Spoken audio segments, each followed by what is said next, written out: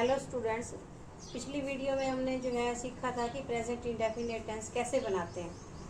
तो जो present indefinite tense का दूसरा पार्ट होता है प्रेजेंट कॉन्टिन्यूस टेंस, आज हम उसके बारे में सीखेंगे।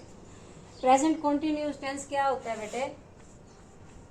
प्रेजेंट कॉन्टिन्यूस टेंस, जैसा कि हमें इसके नाम से ही पता चल रहा है कि कॉन्टिन्यू, जो काम कंटिन्यू हो रहा है, मतलब लगातार जो काम चल रहा है उसको हम क्या कहते हैं बेटा? Present continuous tense. चल रहा है तो हिंदी में बेटा इसकी पहचान क्या होती है कि काम चल रहा है। जैसे वो खाना खा रहा है, वो पानी पी रहा है, राम गेंद खेल रहा है, मैं क्रिकेट खेल रही हूँ, मैं नाच रही हूँ, मीना गाना सुना रही है। तो इन सब शब्दों, इन सब वाक्यों के अंदर बेटा हम क्या देखते हैं कि रहा है, रही है, रहे हैं की आवाज आ रही है एंड में। तो ये तो होगी हिंदी में पहचान की प्रेजेंट कॉन्टिन्यूस टेंस की। हिंदी में पहचान क्या होगी बेटा? रहा है, रही है, रही है। अर्थात जिस भी किसी वाक्य के अंत में, जिस वाक्य के अंत में रहा है, रही है और रहे हैं,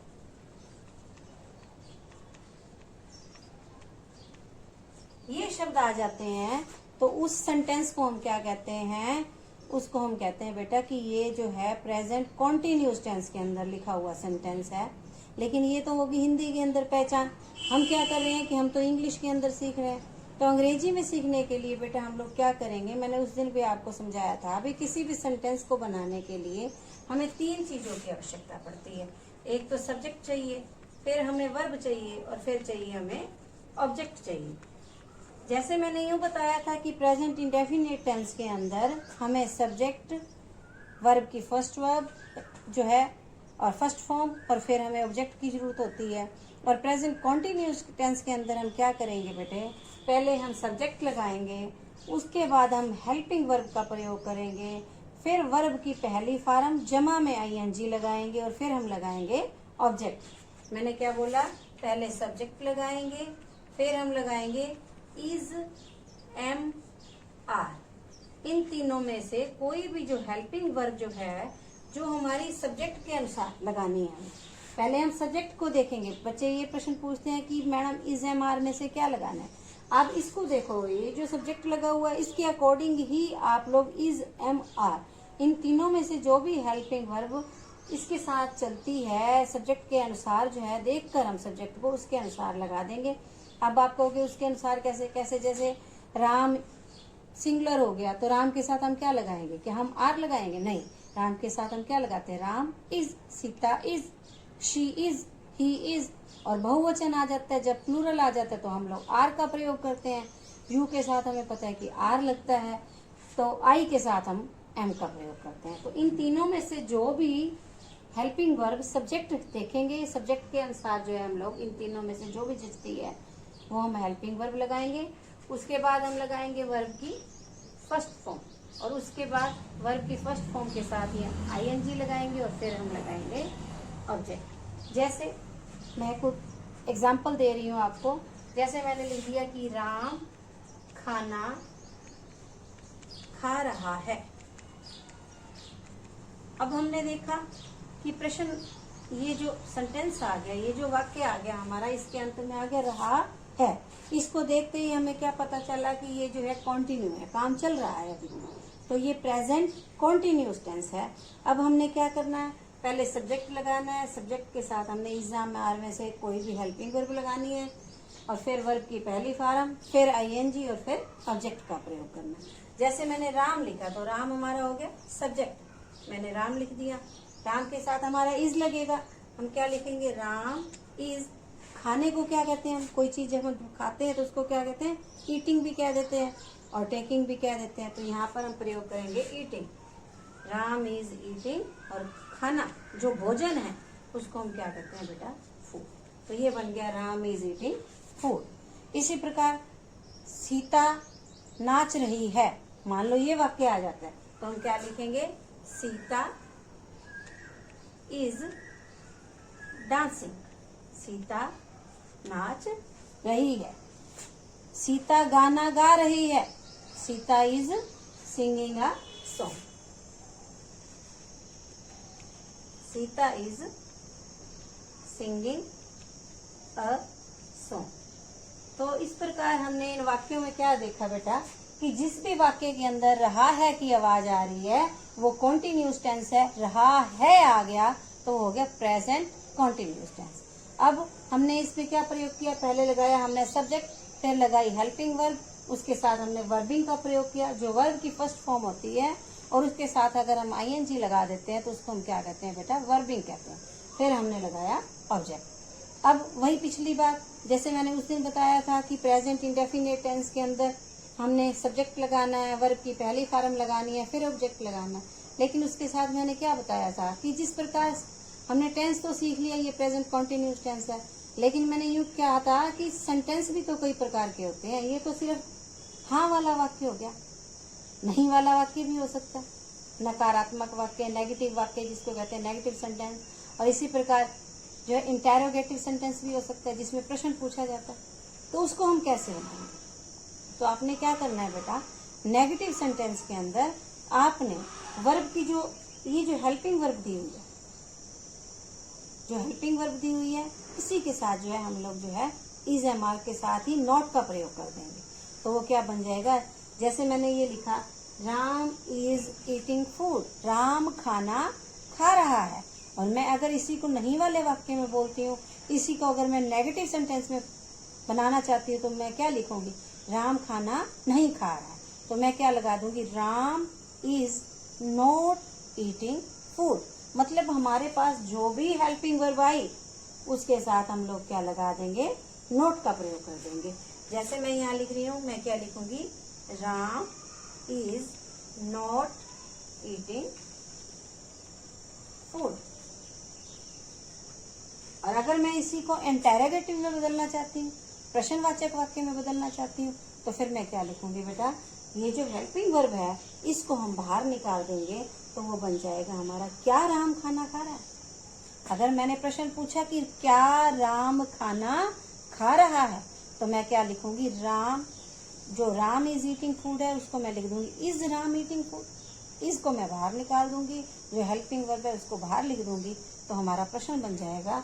और पीछे हम लोग जो है जो इसका साइन है, इंटेरोगेटिव सेंटेंस का जो साइन होता है, प्रश्नवाचक जो चिन्ह होता है उसको लगा देंगे तो हमारा प्रश्न बन जाएगा।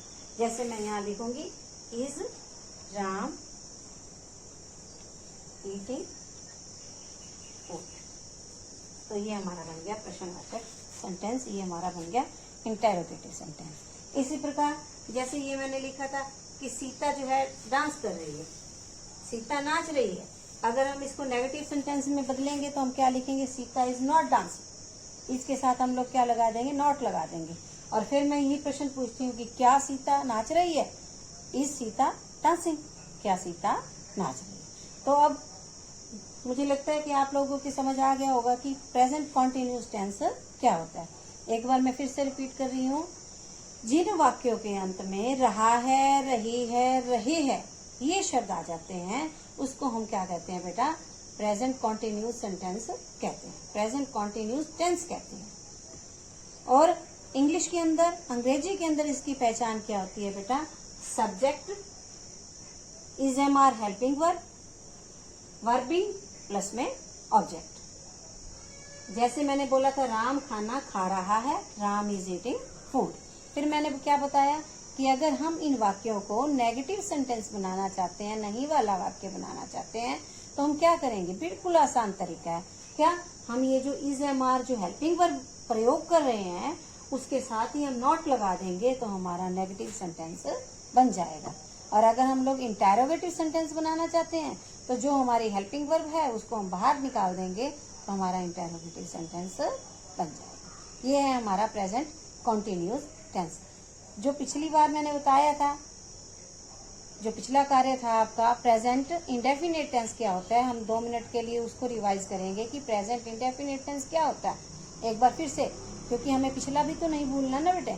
तो पिछला टेंस जो है प्रेजेंट इंडेफिनिट टेंस, उसकी जो मैं आपको एक बार फिर से पहचान बता रही हूँ कि जिन वाक्यों के अंत में ता है, ते है, ती है भी साथ लगा होना चाहिए। ता है, ती है, ते है आ जाता है, उसको हम कहते हैं प्रेजेंट इंडेफिनिट टेंस। जैसे वो खाना खाता है, राम खाना खाता है, सीता गाना गाती है, मोहन सोता है, पीछे ता और है आ गया, तो इन वाक्यों को हम क्या कहेंगे बेटा, ये हो गया प्रेजेंट इंडेफिनिट टेंस। अब इंग्लिश के अंदर इसकी पहचान मैंने बताई कि सब्जेक्ट जमा वर्ब की पहली फॉर्म और जमा में ऑब्जेक्ट। जैसे मैंने बोला राम खाना खा रहा है, और अगर मैं बोलती हूँ राम खाना खाता है, तो हम क्या लिखेंगे, राम ईट्स फूड, ये आएगा। अब उस दिन ये भी बताया था कि एस और ई एस का प्रयोग कहाँ पे होता है, जहाँ सिंगुलर होंगे वहाँ एस या ई एस का प्रयोग होएगा, और जहाँ पे प्लूरल होएगा वहाँ पे सिर्फ जो है वर्ब की पहली फॉर्म का प्रयोग होगा। प्लूरल होंगे, सिंगुलर होंगे, इसका मतलब क्या है, मतलब ये जो सब्जेक्ट है, इस सब्जेक्ट को देखना है हमने कि अगर सब्जेक्ट हमारा सिंगुलर है तो वर्ब जो पहले लगाएंगे V1 लगाएंगे हम, उसके साथ एस या ई एस का प्रयोग होगा, और अगर हमारा सब्जेक्ट जो है प्लूरल है तो उसके साथ हम सिर्फ V1 का प्रयोग करेंगे।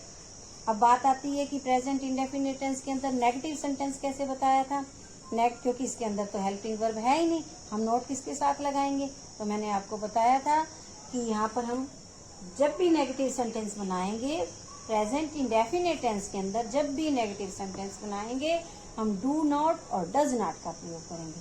अब प्रश्न फिर से वही आ गया कि डू नॉट कहाँ पे लगाएंगे, डज नॉट कहाँ पे लगाएंगे, तो मैंने आपको बिल्कुल क्लियर बताया था कि जहाँ पर सिंगुलर होगा वहाँ पर डज नॉट का प्रयोग होगा, तो जहाँ पर प्लूरल होगा वहाँ पर डू नॉट का प्रयोग होगा। क्या प्लूरल होगा, सब्जेक्ट को देखना है बेटे कि यहाँ पर सब्जेक्ट सिंगुलर होगा वहां पर हम लोग डज नॉट का प्रयोग करेंगे। जैसे मैं इसी को बना रही हूँ, Ram does not eat food, और अगर मैं यहाँ पर प्लूरल लेती हूँ तो मैं यहाँ पे क्या लगा दूंगी, दे डू नॉट, दे खाना नहीं खाए, they do not eat food. Plural आ गया, डू नॉट लगा दिया, सिंगुलर आ गया, डज नॉट लगा दिया। तो ऐसे जो है प्रेजेंट इंडेफिनिट टेंस का नेगेटिव सेंटेंस बनाते हैं। अब तीसरा क्या बताया था कि इंटेरोगेटिव सेंटेंस कैसे बनाते हैं। प्रेजेंट इंडेफिनिट टेंस के अंदर अगर हमने इंटेरोगेटिव सेंटेंस बनाना हो तो जिस प्रकार मैंने आपको बताया कि कॉन्टिन्यूस टेंस के अंदर हेल्पिंग वर्ब को बाहर निकालते हैं, तो इसके अंदर हमारी हेल्पिंग वर्ब अब क्या होगी, डू नॉट और डज नॉट। तो हम लोग डू या डज जो भी हमने लगा रखा है उसको बाहर निकाल देंगे। मान लो सीधा सा वाक्य आ गया कि राम खाना खाता है, राम ईट्स फूड, राम खाना नहीं खाता है, Ram does not eat food. क्या राम खाना खाता है, अब इसके अंदर हमने पहले से तो डू नॉट डज नॉट नहीं लगा रखा, फिर से हम सब्जेक्ट को देखेंगे।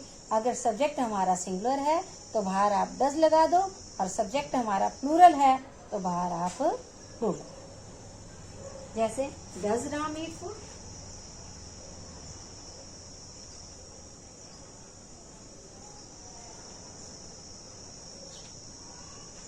तो हमने क्या देखा, राम को देखा और बाहर हमने डज, पीछे हम लोग क्या लगा देंगे, क्वेश्चन मार्क लगा देंगे।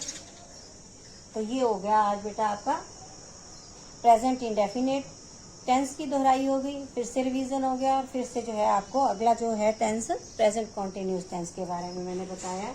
मैं अब आपको कुछ हिंदी में वाक्य दे रही हूँ, आप उसको नोट कर लेंगे और उसको इंग्लिश के अंदर कन्वर्ट करके जो है अपना होमवर्क करेंगे और मुझे जो है मेरे नंबर पर भेजेंगे। जो भी शब्द आपको नहीं आता, जिसकी भी आपको इंग्लिश नहीं आती, आप अपनी कोशिश करें, अगर फिर भी नहीं आएगा तो मैं आपको जो है उसका मीनिंग बताऊंगी, उसको कैसे लिखना है। तो कुछ एक वाक्य मैं बोल रही हूँ, यहाँ लिख भी रही हूँ, आप उसको नोट कर लेंगे सभी।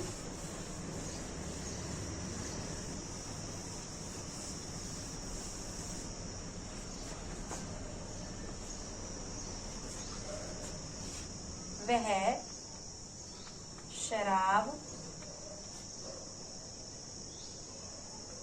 पी रहा है।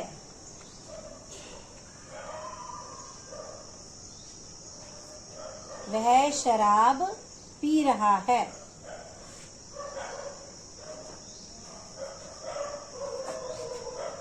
वह बाजार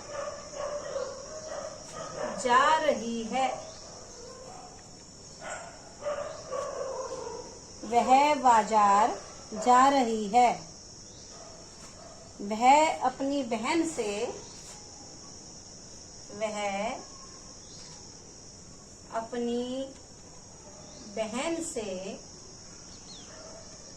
बहस कर रही है। वह अपनी बहन से बहस कर रही है। वह जलेबी खा रही है। वह एक नया शब्द सीखोगे बेटा आप इसमें। वह जलेबी खा रही है।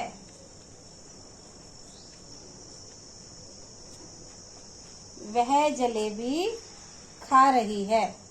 वह पोछा लगा रही है। आप फर्श पे पोछा लगाते हो ना।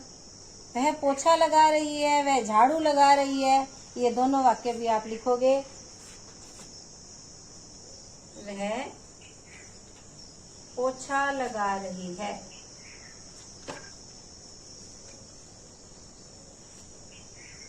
वह झाड़ू लगा रही है। ये वाक्य हैं आपके हिंदी में। आपने इनको इंग्लिश में कन्वर्ट करना है। इसके साथ साथ आपने क्या करना है, पहले आपने इसकी इंग्लिश लिखनी है, उसके बाद इसको नेगेटिव सेंटेंस में कन्वर्ट करना है। हर सेंटेंस को नेगेटिव में बदलना है और फिर उसी वाक्य को आपने इंटेरोगेटिव में बदलना है। ये आपका होमवर्क